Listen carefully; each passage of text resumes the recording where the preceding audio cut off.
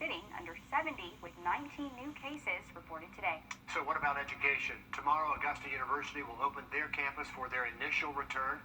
They say offices will open back up and each department will have someone physically there during normal business hours. But some professors aren't happy about what life on campus will look like when they return. Sydney Heiberger talked to them about their concerns. Augusta University will follow the guidelines set forth by the University Systems of Georgia and the CDC. Those guidelines strongly encourage wearing face masks, but do not require them. The university says they've purchased 2 masks for every faculty, staff, and student, and are allowing professors to choose how they conduct their classes, whether it be in person, online, or a hybrid. But professors like Michael Biscu say not requiring masks on campus sends a mixed message.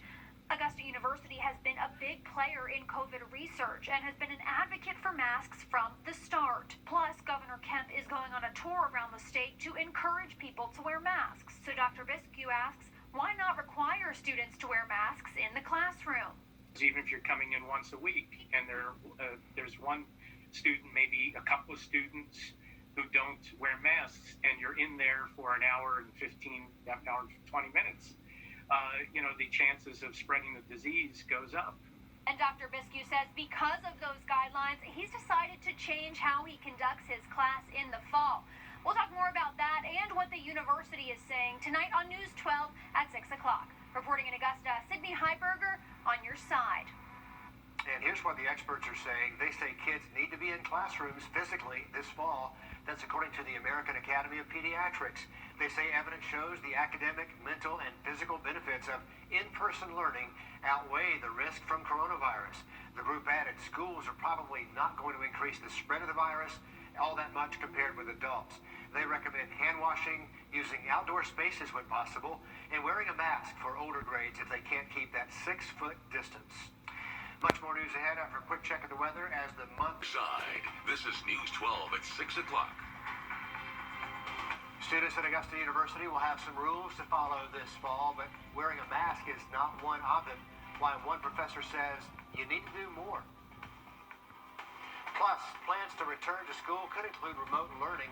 We go through the challenges after teachers don't hear from thousands of students after schools close down in the spring. Also ahead, an emotional firefighter unloading on the chief today.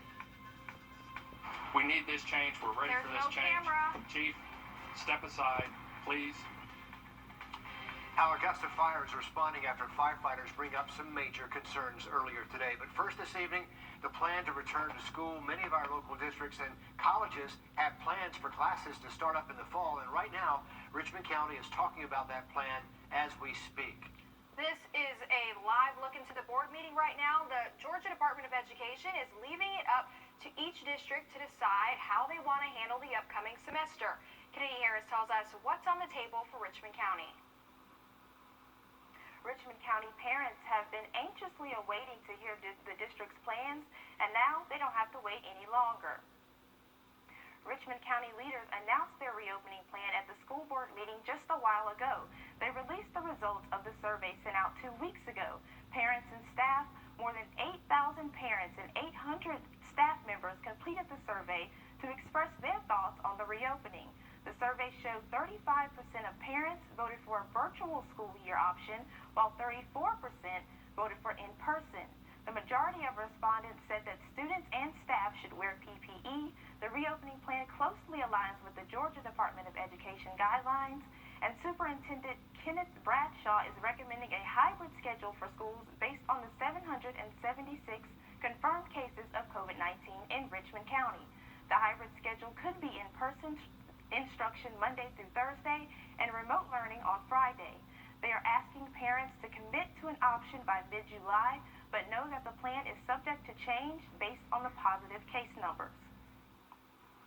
And coming up at 11 tonight, we'll have a recap of everything discussed and give you more details on what Richmond County schools could look like this August. Kennedy Harris, on your side. Kennedy, thanks for that. Columbia County schools have a plan in place as well. The district's hope is that students will return for traditional learning in the fall, but parents, it's going to be up to you to decide. If you say back to school, you don't have to do anything, but if you choose learn from home, You do have to apply to do that by tomorrow. There's a hard deadline there, and those students have to learn from home for the first 9 weeks. If you choose back to school, masks will not be required, but there will be some other precautions in place. Before and after school programs will also be available. And as we've told you, Aiken County has their own task force coming up with a plan to reopen. We're hearing their plan will likely give parents a choice, like Columbia County. They'll present their recommendations at a meeting on July 14th. Going to give you a live look now at SRP. But that graph shows people in their 20s certainly are not immune to the virus, and many of them are in college. And that's why colleges like Augusta University have guidelines in place to keep both students and staff safe. They start opening their campus tomorrow, but one thing they're not doing is requiring a mask. Sydney Heiberger talks with faculty members who worry their safety could be at risk. Augusta University and state leaders have always encouraged mask wearing, so professors here at AU are wondering, why not just require them? By now, it probably sounds like a broken record. Wear a mask, wash your hands, but as the country starts to open back up, those suggestions seem to be just that, suggestions. I'm extremely disappointed because neighboring states have established mandatory mask wearing. Dr. Michael Biscu is a professor at Augusta University. He's confused why mask wearing won't be mandatory on campus, particularly when Augusta University has been one of the main players in encouraging face masks. In our particular case, we've got a commuter campus and people are coming from all different areas. Studies at the Institute for Health Metrics and Evaluation show that if 95% of the U.S. population always wore masks in public, more than half the deaths that are predicted between now and October 1st would be avoided. So Dr. Biscu met with university leaders, saying mandatory masks could be life-saving. The provost was very apologetic to me. She implied that her hands were tied. Augusta University says they follow the guidance set forth by the University Systems of Georgia, but they have purchased 2 masks for every faculty, staff, and student. Plus, they say staff members can continue to do online learning if they don't feel comfortable. I was originally set up to teach face-to-face, and then I changed it to hybrid, and then I was reluctant to even do the hybrid. Dr. Biscu says the choice to continue doing online learning is a saving grace, but he's not convinced in-person learning will hold out anyway. I have a feeling that come the time period when we have influenza, maybe they'll be sending us home again. AU says they'll be doing extra cleaning, but not routinely between classes. They also tell me they will not be doing regular temperature checks as people enter buildings. Reporting in Augusta, Sydney Heiberger on your side. And again, Augusta University starts its return to campus tomorrow and plans to be fully staffed and back to business by August 3rd. And while he's not requiring it, remote learning is considered the safer option for returning to school, but that doesn't mean it's free of its problems. South Carolina is a good example. We told you about issues with internet access, especially in our area, but Jason Raven tells us South Carolina schools haven't heard from thousands of students since the doors closed. Lawmakers are concerned for students who have not picked up assignments and those who have not been able to make contact with teachers. Now, according to a survey recently done, school districts are reporting around 16,000 students have not made contact with educators since schools were closed statewide. Now, the State Department of Education says they are in the process of coming up with a plan on how to connect principals and school leaders with these students. But we spoke with different school districts across the state about how they've been doing to reach these students. Now, in McCormick County, they say in the middle of March there were a handful of students they didn't hear from, but over the last couple of months, they had been able to get in touch with them with the help of the community and by having staff while meals are delivered out to students. Now, we spoke with Senator Katrina Shealy, and she says she's very concerned about the numbers statewide. These aren't numbers, these are real children. And we need to find out what's going on. You know, we've asked for all this money in the CARES Act to give summer reading programs. Well, you can't give summer reading programs to children that you don't know where they are.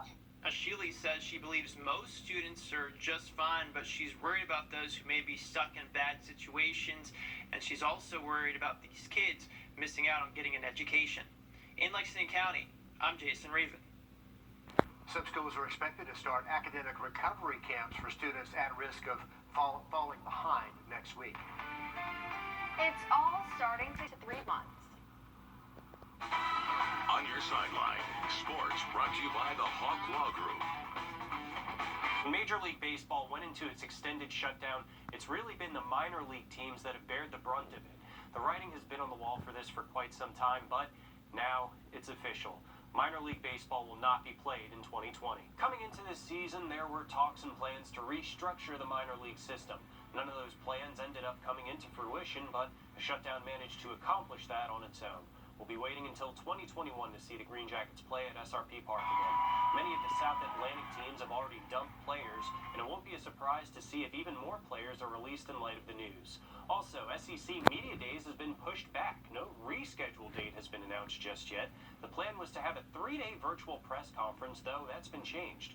Remember, things are starting earlier this year with required workouts beginning on July 13th, which would have been the start of the virtual media days. That may have also been a contributing factor to the changed dates. We'll keep following this as more information becomes available. A former Midland Valley coach is a new gig and is continuing to follow in the legacy footsteps of his mentor. Marquette Carr has been named the new boys basketball coach at Chapin High School.